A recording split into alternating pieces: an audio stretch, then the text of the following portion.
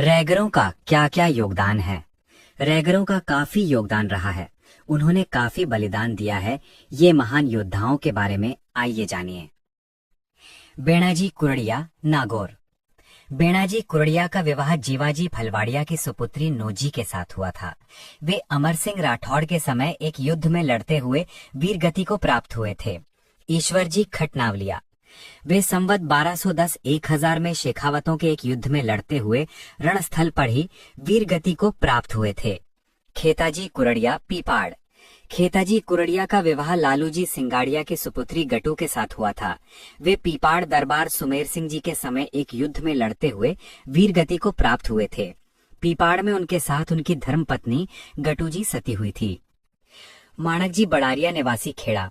वे संवत 1632 में किशनगढ़ के राठौड़ एवं डोडी राजपूतों के बीच हुए एक युद्ध में लड़ते हुए वीरगति को प्राप्त हुए थे।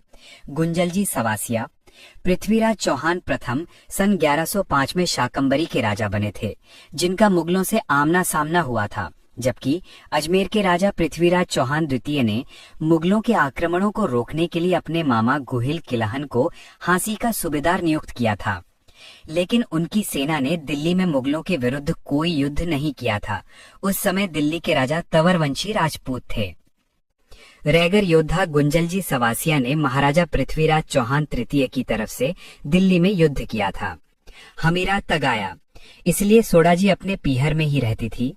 संवत 1433 में मेवाड़ के खुमाणजी राणा और हालाजी हाड़ा के बीच हुई एक जंग में बहादुरी के साथ लड़ते हुए हमीरा जी वीरगति को प्राप्त हुए थे। सोडा जी को जब इस बात का पता चला तो वह अपने पीहर से ससुराल पहुंच गई और अपने पति के साथ चिता में प्रवेश कर उस समय की मान्यता के अनुरूप स्वयं को अमर कर गई। स्पष्टतः ऐसा उदाहरण एक क्षत्रिय वीरांगना ही प्रस्तुत कर सकती है। अर्थात रैगर शब्द स्वयं अपने आप को एक क्षत्रिय वंशसूचक होना प्रमाणित करता है। धनजी जेलिया। वे संवत 1672 में केलवा के प्रसिद्ध युद्ध में लड़ते हुए वीरगति को प्राप्त हुए थे। केलवा में उनके साथ उनकी धर्मपत्नी भूरी जी सती हुई थी। बीजमर्जी मोणिया।